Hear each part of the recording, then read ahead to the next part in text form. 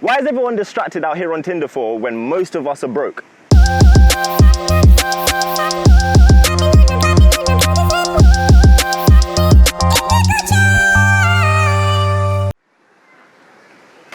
Oh, the sun's out for this recording. Wagwan, man, it's the INDIGOOCHILD, INDIGOOTV. I'm just here trying to raise the vibrations. Think and Grow Rich is one of my most influential books. Yeah, Waterstones, $9.99 or something like that. If you're doing road, if you're too busy, if there's all these excuses, catch the audiobook on YouTube. Super powerful. It was written in 1937 by a 20-year-old, I think. His name was Napoleon Hill. He rode with like Thomas Edison. He rode with Henry Ford, all the most powerful millionaires from America. And for 25 years, he just rode with them. And they gave him the secrets to how they accumulated their riches.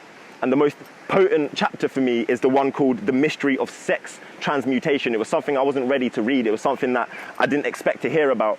But it was about how both men and women, we're using our energies incorrectly. And when I look at the state of the world now, I realize how kind of sex and porn has kind of been weaponized against us. And that energy is just totally incorrect in our body. We need to harness that energy like we're the blood clot Egyptians and use that stuff correctly. So I'm gonna go jump straight in. The emotions of sex brings into being a state of mind. Because of ignorance on the subject, this state of mind is generally associated with the physical, and because of improper influences to which most people have been subjected in acquiring the knowledge of sex, things essentially physical have highly biased the mind. The way I interpret that is, we're just stuck in the lower chakras. We're all out here giving looking to each other or splanking it out in the sink. We don't realize how potent, how universally powerful this energy is, how much love you can find in a correct union with a partner instead of just having sex with numerous people on Tinder.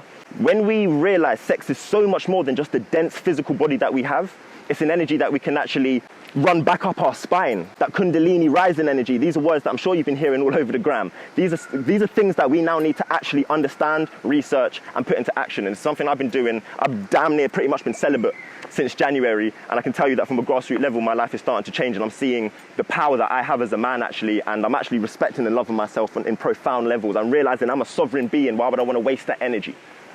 The salesman who knows how to take his mind off the subject of sex and direct it in sales efforts with as much enthusiasm and determination as he would apply it to the original purpose, has acquired the art of sex transmutation. Whether he knows it or not, the majority of salesmen who transmute their sex energy do so without being in the least aware of what they're doing. The entire subject of sex is one which the majority of people appear to be unpardonably ignorant. The urge of sex has been grossly misunderstood, slandered and burlesqued by the ignorant and the evil-minded for so long that the very word sex is seldom used in polite society. So the simple fact that my mum got with my dad got busy and that's how I came here, I'm alive because of that moment. That means that I am a moment, I am a manifestation of pleasure. I am a manifestation of lust. I'm a manifestation of love. When I try to talk that with my teacher or my friends, no one really knows how to talk about that from a higher life state, yeah? With the man them, it's about, yeah, I fuck Stacey, I fuck Becky. All the music we're listening to is about how many girls can we just get in and out of our hotel rooms. It's a damn lie and it's just foolish. It's time to really love ourselves and you'll start to see that energy within reflections of other women or men. It's a powerful thing. I've got one more quote.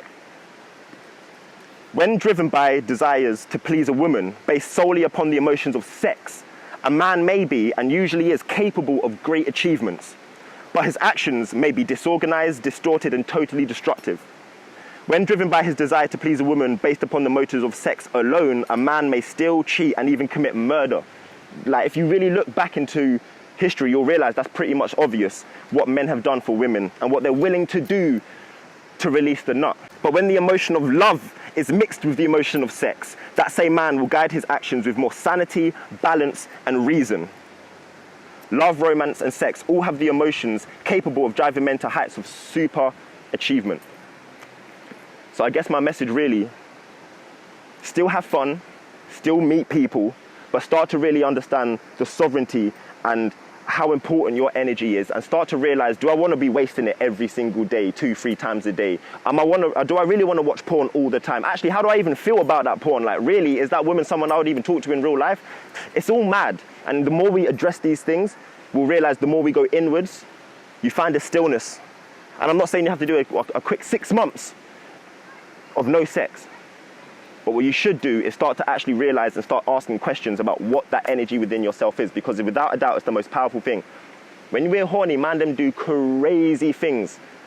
Crazy. And I know Joe Rogan said it. Have a wank, then make that same decision. Isn't it funny how chemically everything's different in your head? More times you won't go link the girl. More times you won't go do that. More times you won't go cheat on your girlfriend. What? Because you released the nut. Imagine how powerful that is.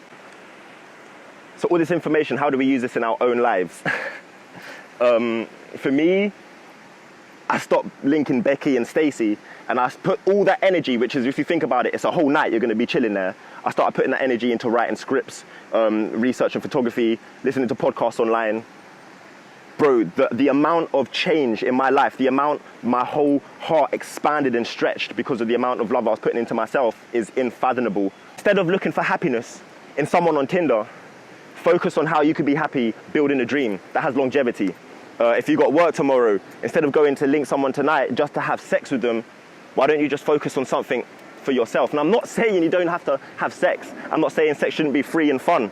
But I'm saying it is definitely time to realize this sexual energy, we can use it for far more than just spunking, far more than just orgasms, far more than just having sex, far more than egoic things. We can actually cultivate it. Let's just open up that conversation. What do you think? Do you think sex has been weaponized and porn? Do you think that we wank too much or we don't? Do you think that it's safe to? Do you think that there's ways that we could use this energy differently? Let's open up the conversation. Like, if you're feeling what I'm talking about, subscribe to my YouTube channel. I'm about to make a whole lot more of these videos. I think these discussions need to be had. So yeah, I love you and thank you for your time.